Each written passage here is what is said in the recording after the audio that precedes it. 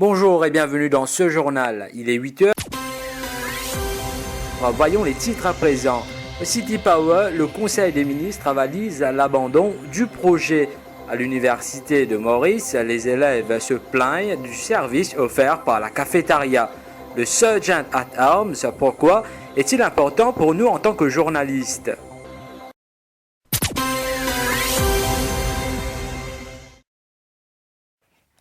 Le ministre de l'Énergie et des Utilités publiques, Ivan Colandavelu, avait annoncé qu'il recommandera l'abandon de ce projet. Et le vendredi 13 mars dernier, le gouvernement a officialisé ce souhait.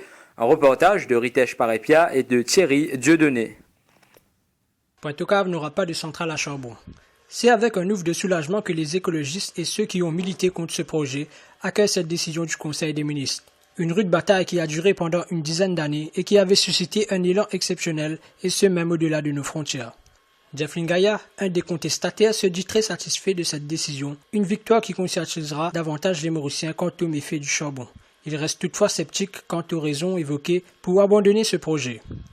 Définitivement, tout le monde l'action qui nous finit menée jusqu'à aller converger et c'est une première victoire. S'il y a tout ce qui est plus intéressant avec sa victoire-là, c'est qu'il finit une conscientisation qui finit dégager de là et il prépare la population de plus en plus à sa paradigme shift vers l'énergie renouvelable pour l'île Maurice. À ce niveau-là, bien sûr, nous sommes contents. Mais nous, qui là un peu comme un garde fou dans la société, nous sommes prudents. On prend la peine de lire la décision au cabinet ministériel là et nous trouvons là-dedans qui, en fait, oui, vous fin refuse le projet, loin ground à nous dire loin de de procédure ou bien est-ce que City Power a assez de financement pour aller de l'avant avec ce projet-là et tout. Si demain après-demain, City Power rebrand dans l'autre nom et repropose ben, affaires gouvernement équilibre et backup avec un financement qui est adéquat, est-ce que le gouvernement peut aller là? Est-ce qu'il peut le faire ça à les gars? Cependant, il espérait qu'on n'aura pas besoin d'avoir recours à une grève de la faim pour dénoncer ce genre de pratique. Il invite les jeunes à se mobiliser. Discours, programme, il est encourageant parce qu'il y a une cause, une énergie renouvelable. C'est une cause, comment dire, qui est conscient qu'il peut bien bouger vers ça. Ça, c'est encourageant. Mais tant qu'il y a des affaires, pas de vin au papier, tant qu'il y a des affaires, pas de fin signé, tant qu'il y a un contrat, pas de comment signer, nous ne sommes pas capables de prédire qui stand, qui gouvernement vraiment peut prendre. Nous devons analyser un peu les mesures qui peuvent annoncer pour nous capables de faire une déclaration un peu plus précise. En tant qu'un gréviste de la faim, moi, j'espère qu'il n'y a pas besoin jamais encore refaire la grève de la faim dans nos pays. Moi, je souhaite qu'il y ait des jeunes pour mobiliser pour convaincre les parents. Les années passent, mais se ressemblent à l'université de Maurice. Les élèves font toujours face à une mauvaise service de la cafétéria. Malgré toutes les plaintes qui ont été formulées, la situation est restée inchangée. Un micro-trottoir réalisé par Alvin Bangarou.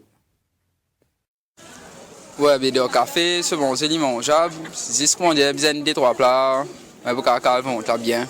Ouais, après, on dégoûte, comment dire, il y a un ingrédient en plus, un café croustillant, etc. C'est tout, hein. Auparavant, cafétéria, c'est mieux. Assez depuis le management a changé, nous trouvons que la variété de la nourriture qui nous gagnait, une diminuée, qualité aussi une diminuée, quantité aussi une diminuée. Avant, étant étudiant ici, nous sommes capables à afford pour nous capables payer un bon manger pour nous, mais assez, nous besoin payer presque la moitié. Nous, qu'est-ce que nous gagnons avec nos mamans, nos papas. Et nous ne sommes pas satisfaits avec le manger que nous gagnons. Manger là, pour ce prix, comment dire, la quantité de il va bon pour ce prix. Après, dès que je dis dans la scène, refrit, tous les jours, il va même goût. Vous l'avez pas standard, après, il va fraîche. Je trouve l'accueil là bien hostile, bien hostile quand on a manger de ça là. Après, il y a une variété dans le menu là et côté hygiène aussi, bien improve.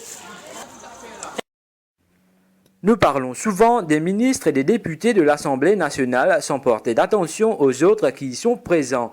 Nous nous penchons sur le Sergeant at Arms, qui est le chef inspecteur Ramesh Badal, responsable des gens admis dans l'Assemblée nationale, entre autres de ses responsabilités. Un reportage de Aurélie Lodeïska. Le travail, c'est de mettre l'autre dans le Parlement.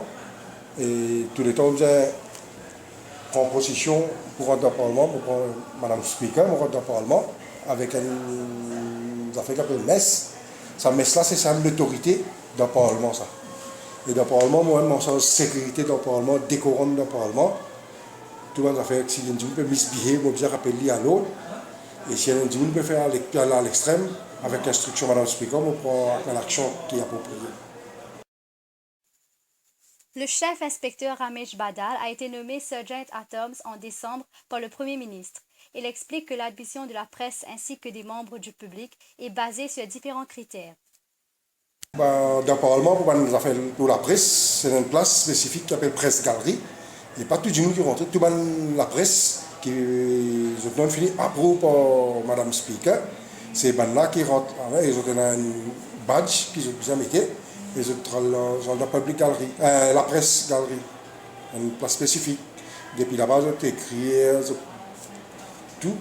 Avec l'autre partie, IT Unit qui travaille là-bas aussi pour le Parlement. Ils ont tricot tout ça fait dans le Parlement.